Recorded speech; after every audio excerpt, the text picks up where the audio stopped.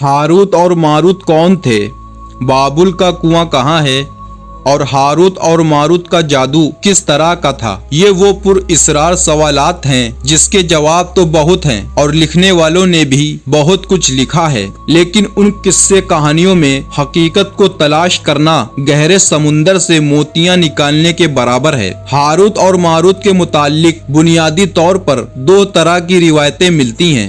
एक वो जो कुरान और हदीस और ताबईन के अक़वाल में मौजूद है और दूसरी वो जो तौरेत और इंजील और इसराइली रिवायतों में आती है, जबकि उन इसराइली रिवायतों को बेशतर उलमा और मुअर्रिखीन ने तायद की है। इस वीडियो में हम वो दोनों तरह की रिवायतों और वाक़ियात को मुकम्मल पेश करेंगे।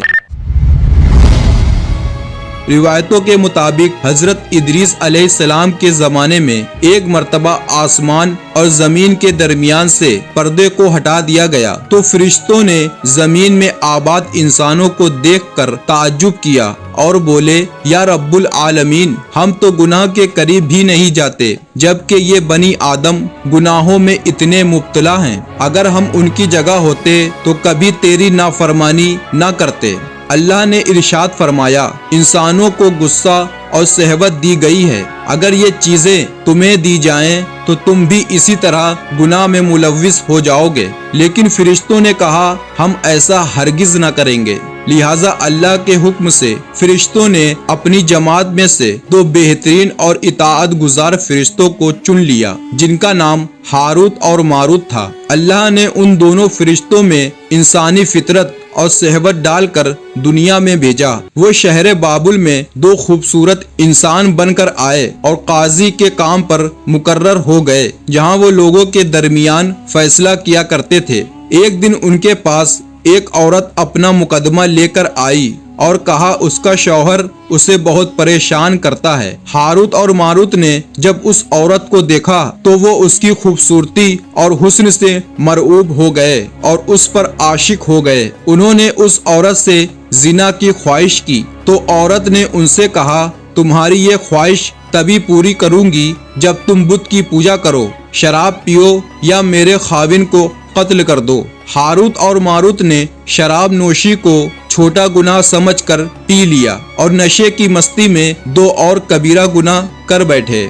उस औरत ने उनसे आसमान पर चढ़ने का अमल भी सीख लिया, जिसके जरिए वो आसमान पर जाते थे।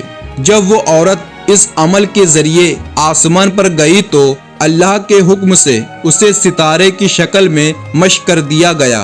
क्योंकि उस औरत का नाम ज़ोहरा था, इसलिए वो सैयारा ज़ोहरा कहलाया, जिसे आज वीनस कहते हैं। इस गुनाह की वजह से हारूत और मारूत खुद वो इसमें आज़म भूल गए, जिसे पढ़कर वो आसमान पर जाते थे और बतौर सजा उन्हें बाबुल के एक कुएं में उल्टा लटका दिया गया, जहां वो ता क़यामत यूं ही कैद रहेंगे। ये एक इसराइली रिवायत है जिसे इमाम इब्ने कसीर और फखरुद्दीन राजी जैसे मुफस्सिरीन अफसाना और मनगढ़ंत कहानी करार देकर सख्ती से रद्द कर देते हैं। वहीं इमाम सियूती जैसे उलमा इस रिवायत को मुस्तनद मानते हैं। हारूत और मारूत और चाहे बाबुल के सिलसिले में एक और रिवायत कसरत से बयान की जाती है, जिसके मुताबिक एक जमाना ऐसा था जब शहर बाबुल रूए जमीन पर तहजीब और तमद्दुन का मरकज था। यहाँ के लोग बातिल खुदा की परस्तिश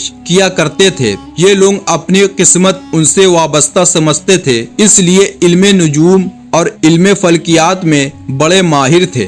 उनके बुत कदों में सितारों की पूजा की जाती थी। ये लोग जादू, तंत्र मंत्र, सिफली को बहुत अहमियत देते और इस इल्म के जरिए मुआशरे में खूब फसाद फैलाते थे। ये लोग तिलिश, जादू, तंत्र मंत्र में बहुत आगे बढ़ गए। उनमें बहुत बड़े बड़े जादूगर मौजूद थे। उनकी तारीखी किताबों में जगह जगह जादू और तंत्र मंत्र ही नजर आता है। उनका जादू दूर दूर तक मशहूर था। मुख्तसर ये उस शहर का बासिंदा होना ही जादूगर होने की अलामत थी। जब हजरत सुलेमान अलैहिस्सलाम की हुकूमत आई तो आपने उन लोगों को इस शिरकिया अमल से रोका और उनकी सहर और जादू की किताबों को एक जगह जमा करके اپنی عظیم کرسی کے نیچے دفن کر دیا تاکہ اس فتنہ انگیز علم کا جڑ سے خاتمہ ہو جائے۔ جب سلیمان علیہ السلام کی وفات ہوئی تو شیطان نے ان کتابوں کو دوبارہ کھود کر نکالا اور لوگوں سے کہا کہ سلیمان پیغمبر نہیں تھے بلکہ ان کتابوں کے ذریعے حکومت کیا کرتے تھے، لہٰذا ہوا میں اڑنا، جنات پر قابو اور سلیمان علیہ السلام غیر معمولی معجزات دراصل جادو اور سفلی کا عمل تھا۔ بنی اسرائیل نے اس کی پیروی کی اور ان کتابوں کو پڑھنا شروع کر دیا، لہٰذا دوبارہ یہ شر انگیز علم اس قوم میں شرائط کر گیا۔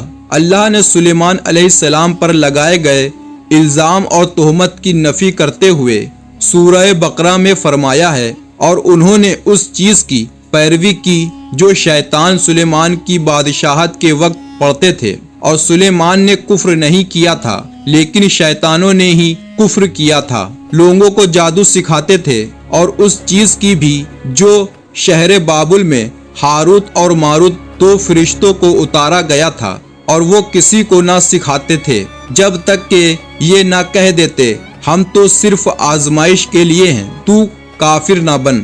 لہٰذا جب یہ سحر کا علم بابل میں عام ہو گیا اور لوگوں کی تکلیف اور پریشانی کا باعث بن گیا تو اللہ نے دو فرشتوں کو انسانی صورت میں مامور کیا کہ وہ جادو کے عماول اور اسے باطل کرنے کا طریقہ لوگوں کو سکھائیں تاکہ وہ جادوگروں کے فساد اور شر سے محفوظ رہ سکیں۔ لیکن یہ تعلیمات غلط مقصد کے لیے بھی استعمال ہو سکتی تھی، حالانکہ وہ فرشتے لوگوں کو تنبیہ کرتے تھے اور ان کے لیے صراحتاً کہتے تھے یہ تمہارے لیے ایک طرح کی آزمائش ہے، لیکن پھر بھی وہ لوگ ایسے کاموں میں پڑ گئے جو انسانوں کے لیے ضرر اور نقصان کا باعث تھا۔ بعض عربی داستانوں میں اس کنویں کا ذکر بھی ملتا ہے جہاں کئی لوگ پہنچے اور ہاروت اور ماروت سے ملاقات کر کے جادو کا علم بھی سیکھا، جبکہ بعض مورخین کا کہنا ہے کہ عراق کے شہر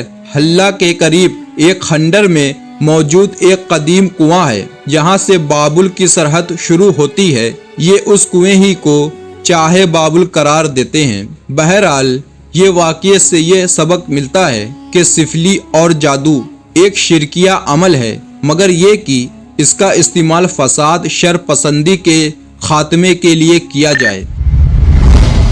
اگر آپ کو یہ ویڈیو اچھی لگی ہو تو اس کو لائک اور شیئر ضرور کیجیے گا، اور ہمارے چینل کو سبسکرائب کیجیے گا، اور کمنٹ سیکشن میں اپنی رائے ضرور دیجیے گا۔